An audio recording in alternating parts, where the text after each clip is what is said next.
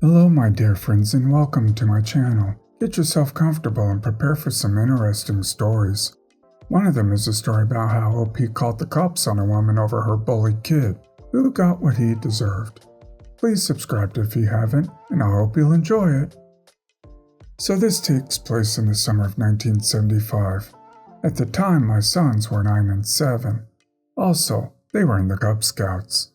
Like most kids, they quickly made friends with other kids, and as a dad, I made friends with the other dads that volunteered. Most of us got along well with the families, except for the entitled mother and her son. The mother was extremely clueless about her son, and basically refused to parent him. She was more into the lifestyle of a mom, being in mommy groups, spending her husband's money, rather than being a good parent to her son. The dad was a good person, but worked a lot, so he was absent. Her 9-year-old son was a notorious bully. He was overly aggressive, he hit other children, stole items, and extremely disrespectful towards other adults. When the other parents brought this up, she would make constant excuses for him. He's just a boy. He's just expressing himself. Your kid started it. What made it worse is the entitled mother would pacify her son's behavior with sweets, toys, and other things he wanted. Because of this, the other parents and I didn't invite the mother and her son to events that took place outside of the Scouts. The entitled mother would often call our home about getting sleepovers, or having her son play with our kids, which we were adamant about not happening. If we didn't give in, she said, "You're bullying my son by excluding him. How could you do that to a child?" She also threatened to call the governor for discrimination because she's a Baptist. So late June, other parents and I were talking about a beach trip to Santa Cruz and bringing our families with us. We talked through everything among the 10 other moms and dads about planning this out. The entitled mother must have overheard what we were saying, because she just came over with her son and said, "Entitled mother, can you take my son with you? I have to do something with my husband." Me. "What? Where?" Entitled mother. "To Santa Cruz." Me. "Oh no, you and your son are not invited. This is a friends-only trip." Entitled kid. "You're a big meanie," kicks me in the leg and runs away. Entitled mother. "Look at what you did, child hater." She leaves and chases after him. Because this was a big trip, we decided to go shopping and hit the road on Friday. We had to do lots of shopping in bulk to reasonably feed 12 adults and 18 kids. My wife, along with 4 other parents, were watching the cars and keeping the kids occupied. For a brief moment, I turned my attention to my car to turn the AC up because my kids said that they were hot. I turn over and the entitled boy is there with his bag and his mom peeling out in her station wagon. We are all just in shock, asking ourselves, is this really happening to us? The boy's mother gave him a note that had his allergies and emergency phone number. We call. No answer.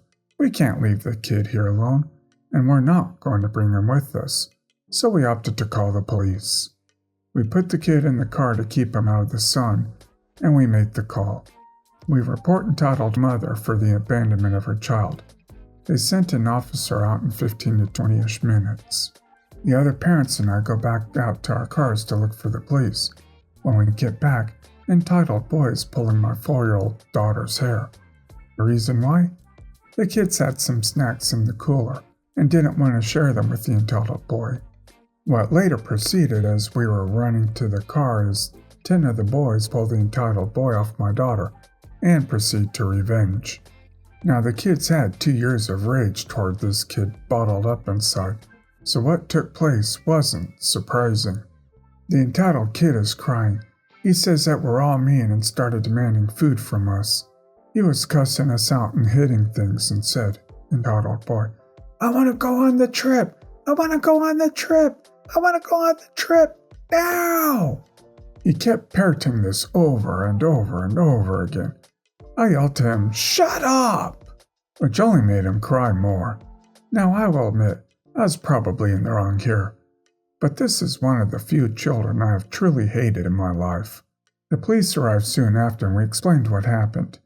Apparently he was dropped off at his father's job. The mother received a child neglect charge. When she saw that our kids beat up her, she tried to charge our kids for assault. It was dropped because it was self-defense. But all in all, my friends and our kids had a great week in Santa Cruz. If you wonder what happened to the entitled mom and son, the mom is still married to the dad. We don't talk to her since our kids aged out of the Scouts. The son is a 55-year-old man-child who's a creep that tries to pick up college girls and neglects his 4 kids. There were a lot of unabashed proud parents that day of the trip. Wow. Just wow. I would hate to see the home life of the entitled Karen and the hell spawn. I honestly feel like I read your intense restraint to not punch the kid just once, where he deserves it. And kudos for calling the cops, too. Too bad it never led to a positive outcome. I grew up in a cult that believed, among other things, that women were the property of men, and children were the property of parents. So as an unmarried daughter, I was basically a cherished servant. I ran the house, meal planned, cooked, and even homeschooled my youngest siblings, all while trying to homeschool myself through high school. Having grown up life this way, I didn't even know the law would have been on my side if I had decided to defy my parents and move out when I turned 18. My parents constantly reminded me that until they gave me away to a husband, I was still their child, and would obey them as the mouthpieces of God in my life. One day my parents told me they had received a phone call from the parents of another family we knew. Their oldest son had noticed me and wanted permission to court me. So, per protocol, the parents would talk to each other, then talk to their kids, and arrange the whole thing. My mom was beaming with pride, but I thought about it for a little bit and said I didn't want to do it. Mom's smile disappeared and she cried, "What? Why?"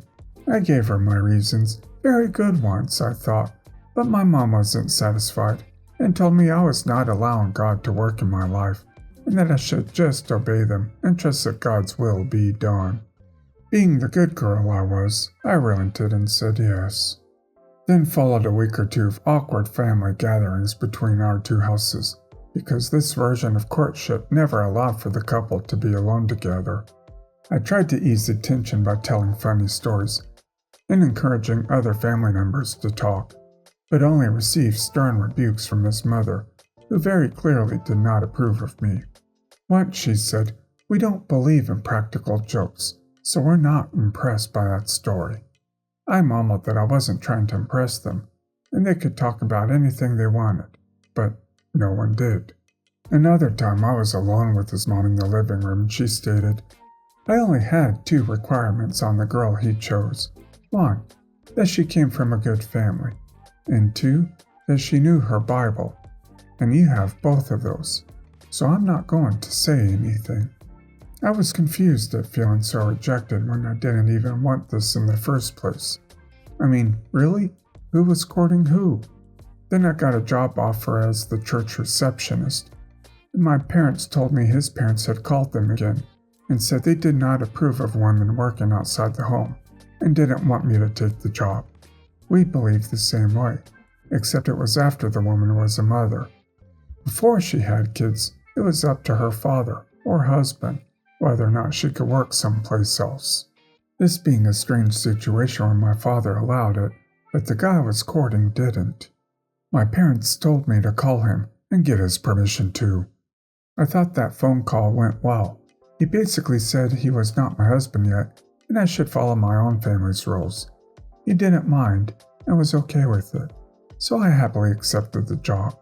The next day, my parents told me his parents had called and canceled the whole relationship. It felt weird to get dumped without ever hearing from the guy dumping me, but it solved my problem. And I moved on, a little confused, and definitely not in the mood for anyone else to court me. 2 years later, at 19, I still wasn't married. Shocker! And this family thought that meant God was saving me for him. The whole scenario repeated itself, but this time my dad insisted that the guy court him first, so he could decide if he was even good enough for me, before my heart got broken again. My dad told them until he made a decision one way or the other, he did not want any of them to contact me and tell me what was going on. The guy decided no contact couldn't possibly mean letters, so he wrote me a 5-page apology for dumping me 2 years before and confessing that he'd been falling in love with me and wanted to know if it was worth his time to even get to know my dad. My parents saw his name on the envelope and confiscated the letter before finally deciding it was too late, and they explained the whole thing. I was honestly insulted that a guy I had barely seen in 2 years would say he loved me, but doubt if it was worth his time to follow my family's requirements to court me. Especially after the last time he tried it, his family made me feel like trash. I sat on one side of the table with my parents on either side of me. He sat on the other side with his parents on either side of him. It felt like we had lawyers. His dad immediately started yelling at my dad for denying his son and saying it was so obvious that I wanted this and he was holding me back. My dad is a quiet man, and he sat there like an angry stone while this man yelled at his face in the middle of the restaurant. It got so heated and embarrassing, the guy who liked me excused himself to the bathroom to throw up. While he was gone, his dad also said if we didn't accept his son, there might never be another guy to come along and marry me. This made me laugh, because I wasn't that desperate to just accept the first guy to ask, because I was scared and no one else would. I didn't care if I ever got married or not, even though I didn't dare tell anyone else that. The evening ended with an agreement that we would pick up where we left off. We thought that meant more courtship. They thought they already did courtship, so now it was an agreement to get engaged. The mistake quickly revealed itself a few days later when another guy friend I had, new guy, emailed my dad himself and asked permission to court me. My dad told me I should tell the guy I was courting and ask him if I could stay friends with the guy who liked me, but who I had rejected. The guy came up with what I thought was a pretty good plan. My dad would tell him I was already courting someone else, and then I would introduce him to some of my friends, and maybe he would leave on his own. I thought that was brilliant, and my dad spent the rest of the evening writing a tactful reply to the new guy. The guy I was courting was now aware that I had friends who were not female. Their family believed guys and girls could never just be friends. So I was essentially cheating on him with 20 other guys. He called me the next morning, 6 days after I had agreed to his courtship, and asked my permission to ask my dad's permission to ask me to marry him. Basically, the lamest over-the-phone proposal ever. He said he was in love with me, and we didn't have to get married right away, but that I would just be his and have a ring on my finger, so no one could take me away from him. I told him I was flattered that he loved me, and I wished I could say I loved him back, but I didn't. It had only been 6 days, and I hadn't even decided how I felt about him yet. His voice changed instantly, and he angrily snapped, asking if I was still talking to that guy who also liked me. I was shocked. I had never seen this side of him before. That's why it should take longer than 6 days to find a spouse, kids. I tried telling him that my dad had only just replied to his email, and I hadn't had a chance to introduce him to my friends yet. He said, "That wasn't the plan. We agreed you wouldn't talk to him anymore." I shut him down and said, "Whoa, I'm only doing what you told me to do. We are not engaged yet. I talk to a lot of guys, and it doesn't mean anything romantic. We're just friends." His voice quieted down, but still sounded bitter, and he said, "Well, if you can't agree not to talk to any other boys, and only talk to me, maybe we shouldn't call this courting now." "Maybe we shouldn't," I replied. We agreed that I would take a week to think about it, and call him when I'd made my decision. Marry him and forsake all the male friends I have known since I was 5, or cut off the relationship for the second time. I told my parents what happened and they tried to convince me to just do what he wanted, but I finally yelled at them for the first time in my life that I was not going to marry anyone I did not love, and my dad was angry, but Mom sent me to my room and said we could talk about it later. I had a week after all. I was very sad. The only reason I was considerate was because my parents insisted it was God's will, and I really wanted to do what God said. But at the same time, his family seemed even more strict than my own. Now I'd also miss all my old friends. There was so much to think about. About an hour later, I got 2 calls from this guy's mother, which I let go to voicemail. I didn't want to talk to her right then. Next thing I know, my little brother came up holding the house phone, saying it was the guy's mom, and she demanded to talk to me. She scolded me for a long time, saying I had cheated on her son and that he had called off work this morning because he was worried sick over calling me and asking me to marry him. She all but called me a harlot because of all the guys I was talking to, while I tried to tell her I was not in a relationship with any of them. Guy's mom, "You cheated on him! You're in a relationship with every person you meet."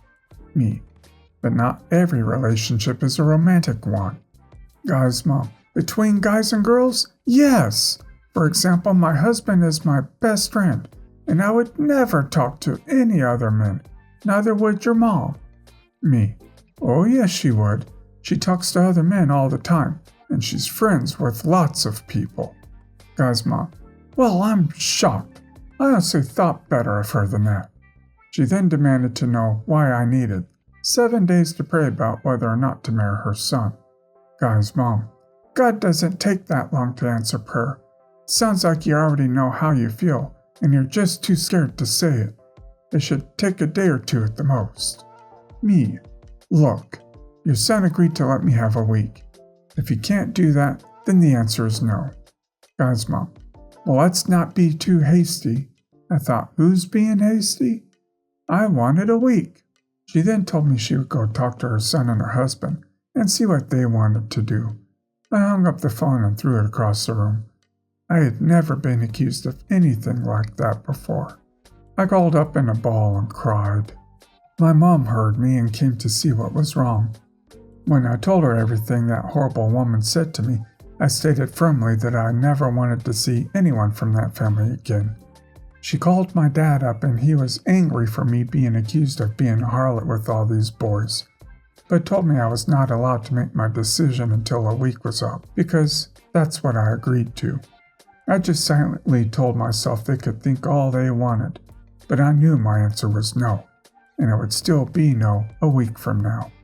He called the family back and told them none of them were to contact me in any way, shape, or form the whole week, and when I made my decision, he would call them and let them know what it was. They were angry, but they never contacted me again. Almost 2 years later, I married the new guy who had emailed my dad. Remember him? He was not a member of our cult, and taught me how to think for myself.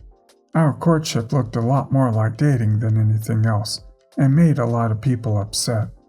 But we didn't care. We just celebrated our 10th anniversary, and we have 3 sons. I feel like I was rescued. I'm so proud of you for standing up for yourself and wanting what is right for you.